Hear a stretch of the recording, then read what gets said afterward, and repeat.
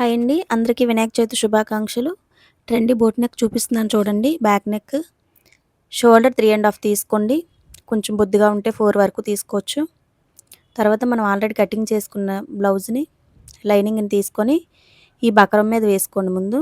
వేసుకొని మన neck deep అనేది ఎంతవరకు ఉందో ఒక మార్కింగ్ చేయండి. మార్కింగ్ చేసిన తర్వాత కింద నెక్ డీప్ దగ్గర కూడా 3 ½ పెట్టుకోండి. 3 ½ పెట్టుకొని ఒక బాక్స్ లాగా కొట్టండి ముందు. నేను ఏ విధంగా అయితే చూపిస్తున్నానో అదే విధంగా ఒక బాక్స్ షేప్లో తీసుకోండి. తీసుకున్న తర్వాత ఒక 1 ఇంచ్ వరకు ప్లేస్ ఉంచుకొని అలా మార్కింగ్ చేయండి. తర్వాత 3 ½ డీప్ పెట్టుకోండి. బోట్ నెక్ కోసం అక్కడ బోట్ షేప్లో వస్తుందండి. రౌండ్ షేప్ కోసమని ఒక 3 ½ వరకు పెట్టుకోండి. నెక్స్ట్ కింద నేను ఫోటోలో చూపిస్తున్నాను కదండి, పలకల మీద పెట్టమన్నారు. అక్కడ షేప్ అనేది అలా వస్తుంది. అందుకని ఇది కూడా అదే షేప్లో ఉంది కనుక చూపిస్తున్నాను. ఇది సెంటర్కి మార్కింగ్ చేస్తే 3 ½ ఉందండి. 3 ఉంది. ఒక పావు ఇంచు వరకు తగ్గించుకొని 3 పెట్టుకోండి. అయితే ఒకవేళ అలాంటి బ్లౌజ్ లేకపోయినా వీలైనంత వరకు ఆ బ్రాడ్ అనేది ఒక 3 3:30 వరకు అయితే సరిపోతుందండి. సన్నంగా ఉండే వాళ్ళకైతే అలా 3 తీసుకోండి. పావు ఇంచు ఖర్చుకు సరిపోతుంది. కర్వ్ స్కేల్ తీసుకొని పైన బోట్ షేప్లో తీసుకోండి. అయితే దీనికి మార్కింగ్ చేయడానికి ప్రత్యేకించి ఐటమ్స్ ఏమి లేవండి. మనం అజ్జా మీద మార్కింగ్ చేసేయవచ్చు. జస్ట్ షేప్ చూస్తూ మార్క్ చేసేయండి. చాలా ఈజీగా ఉంటుంది. అక్కడ 1 ½ పెట్టుకోండి. పెట్టుకున్న తర్వాత ఇప్పుడు షేప్ చూస్తూ మార్క్ చేసేయొచ్చండి. పర్వాలేదు, ప్రాబ్లం ఏం లేదు. మనం ఏ షేప్ అయితే ఇవ్వాలనుకుంటున్నామో అలా మార్కింగ్ చేసేయండి. వస్తుందండి, చాలా నీట్గా వస్తుంది. ఒకవేళ షేప్ అవుట్ అనేది అనిపిస్తే ఇంకొకసారి చూడండి, ఇంకొకసారి ట్రై చేయండి, వస్తుంది నీట్గానే. నేను ఏ విధంగా అయితే చూపిస్తున్నానో అదే విధంగా మార్కింగ్ చేసుకోండి. ఓకేనండి. ఎలా అయితే చూపిస్తున్నానో అదే విధంగా మార్క్ చేసుకోండి. నాకు పైన థ్రెడ్ పెట్టమన్నారండి, అందుకని ఒక పావు ఇంచు వరకు నేను కట్ చేస్తాను. ఇప్పుడు ఇది మొత్తం కట్ చేసేయండి. నేను ఏ విధంగా అయితే చూపిస్తున్నానో. ముందు మనం ఎక్స్ట్రా కట్ చేసుకుందాము. ఆల్రెడీ ఎక్స్ట్రాకి మార్కింగ్ చేసాం కదండి, ఆ మార్కింగ్ మీద కటింగ్ చేసేయండి. కటింగ్ చేసిన తర్వాత ఇప్పుడు ఏ విధంగా అయితే చూపిస్తున్నానో దాన్ని కూడా కట్ చేసేయండి. అయితే పైన చెప్పాను కదండి, ఆ ప్లేస్లో నాకు వాళ్ళు థ్రెడ్ పెట్టమన్నారు కనుక ఒక పావు ఇంచు వరకు ప్లేస్ ఇచ్చి కట్ చేస్తున్నాను.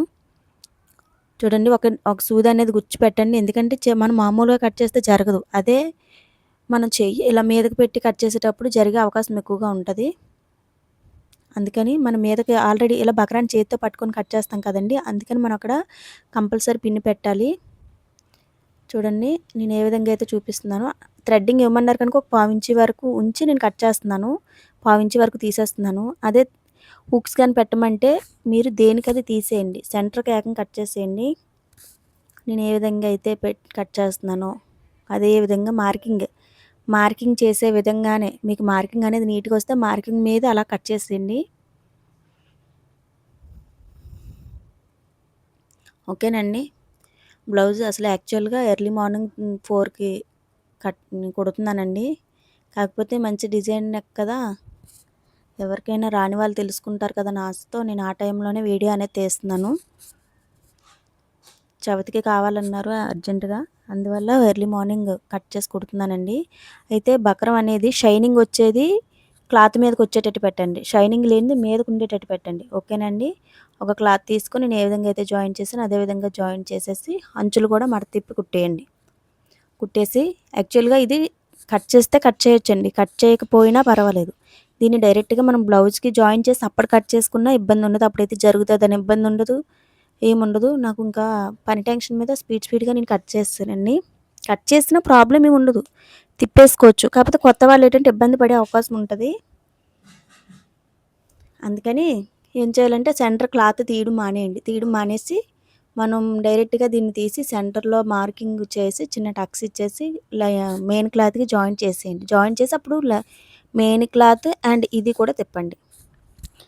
లేదు నాకు ఇలానే సింపుల్గా అనిపిస్తే మీరు ఇలా చేసినా ఏం పర్వాలేదు, ప్రాబ్లం ఏమి ఉండదు. అప్పుడు సెంటర్లో స్టిచ్ వేస్తాం, దీనికి జస్ట్ నీడిల్స్ పెట్టుకొని మనం స్టిచ్ వేస్తాం, అంతేనండి తేడా. అర్థమవుతుంది కదండి లాంగ్వేజ్ అనేది. అర్థం కానట్టయితే ఇంకొకసారి ఈ మోడల్లో నాకు ఫుల్ వీడియో పెట్టండి అంటే నేను కంపల్సరీ చేస్తానండి. ఇప్పుడు లైనింగ్ అండ్ మెయిన్ క్లాత్ని తీసుకొని వాళ్ళు నడుముకి అంచు ఉంచమన్నారండి. అందుకని నడుము తిప్పేస్తున్నాను. మార్కింగ్ అనేది మెయిన్ క్లాత్ మీదకి వచ్చినట్టు పెట్టి నడుము తిప్పేయండి. తిప్పేసానండి. తిప్పేసిన తర్వాత ఆల్రెడీ మనం కటింగ్ చేసుకున్న టక్స్ ఉన్నాయి కదండీ, అక్కడ మార్కింగ్ చేసుకొని ఇప్పుడు ఏ విధంగా అయితే పెడుతున్నానో అదే విధంగా పిన్స్ పెట్టుకోండి. అది మనం కట్ చేయకుండా కానీ క్లాత్ ఉన్నట్టయితే డైరెక్ట్గా మనం సెంటర్కి జాయిన్ చేసేసి సేమ్ అతికేయచ్చు, ప్రాబ్లం ఏమి ఉండదు. అలాగని ఇప్పుడు ప్రాబ్లం కాదు. ఇప్పుడు పిన్స్ పెట్టుకోవాలి, అంతే డిఫరెన్స్. పిన్స్ అనేవి పెట్టండి, కంపల్సరీ పిన్స్ పెడితే మనకి అటు ఇటు జరగదు, కరెక్ట్ షేప్ వస్తుంది అనమాట. లేకపోతే పక్కకి వెళ్ళిపోవడము అలా ఉంటుంది. ఇప్పుడైతే ఏ ప్రాబ్లం ఉండదండి. పిన్స్ పెట్టేయండి, కదలకుండా, క్లాత్ అనేది కదలకుండా పిన్స్ పెట్టేసుకోండి.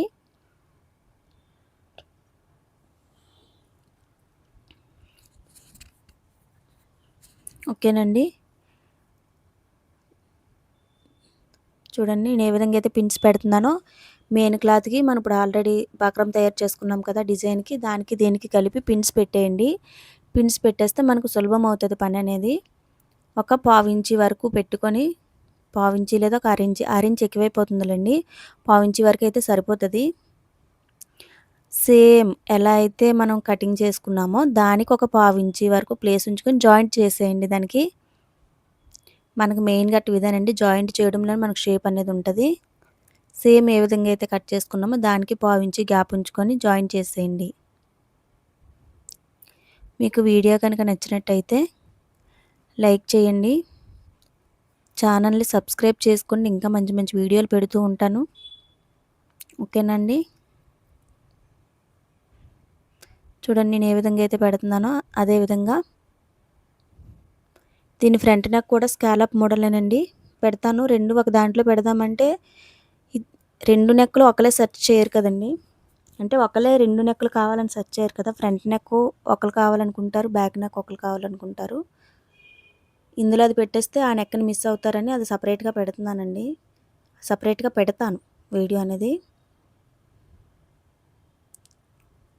చూడండి.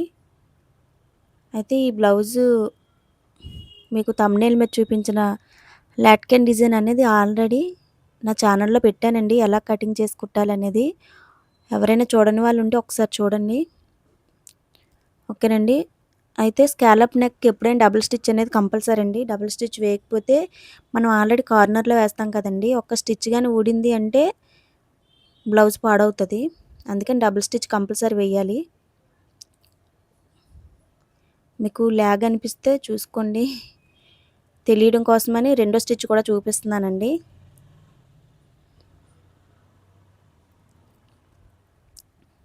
డబుల్ స్టిచ్ కూడా వేసేసి పావు ఇంచి గ్యాప్ చాలండి, ఎక్కువ అవసరం లేదు. ఓకేనండి. చూడండి ఏ విధంగా అయితే స్టిచ్ వేస్తున్నానో అదే విధంగా స్టిచ్ వేయండి.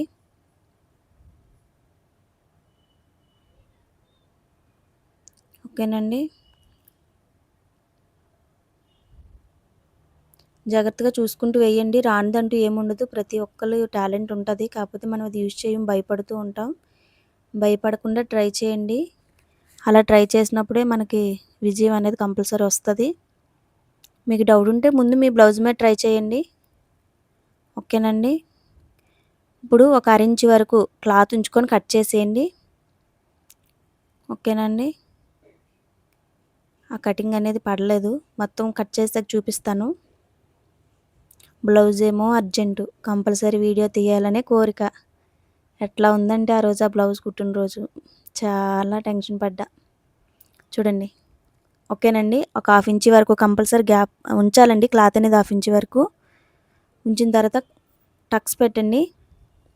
ఓకేనండి. టక్స్ అనేవి మస్ట్, టక్స్ లేకపోతే అసలు బ్లౌజ్ అనేది తిరగదు. చూడండి నేను ఏ విధంగా అయితే పెడుతున్నానో అదే విధంగా పెట్టండి. అయితే తిప్పేటప్పుడు కూడా మీరు ఇబ్బంది పడినట్టయితే అక్కడ కంపల్సరీ చిన్న చిన్న టక్స్ అనేవి పెట్టి తిప్పండి, అప్పుడైతే ఈజీగా తిరిగిపోతుంది. కార్నర్లో స్టిచ్ ఉన్నంత వరకు స్టిచ్కి ఒక చిన్న గ్యాప్ ఇచ్చి అక్కడ వరకు కట్ చేయండి. ఓకేనండి. నేను ఏ విధంగా అయితే చూపిస్తున్నానో అదే విధంగా కటింగ్ చేసుకోండి. అర్థమవుతుందండి, నేను అర్థమవుతుందని అనుకుంటున్నాను. చూడండి తిప్పండి ఇప్పుడు. ఓకేనండి. తిప్పండి. తిప్పిన తర్వాత అయితే కోనీలు ఉన్నాయి కదండీ! ఆ కోనీల ప్లేస్‌లో ఇప్పుడు ఇవి తిప్పేటప్పుడు ఆ కోనీ ప్లేస్‌లో ఏదైనా ఒక టెస్టర్ గానీ మీ దగ్గర ఆల్రెడీ ఉంటాయి కదండీ టైలర్స్ దగ్గర ఎక్విప్‌మెంట్స్ అనేవి. దాంతో దేనితోనైనా ఒక నీట్‌గా వచ్చేటట్టు లోపలికి తోస్తూ ఉంటే బయటకొస్తదండి క్లాతు. నేను ఏ విధంగా అయితే చూపిస్తున్నానో అదే విధంగా కార్నర్ ప్లేస్‌లో తోస్తూ ఉండండి.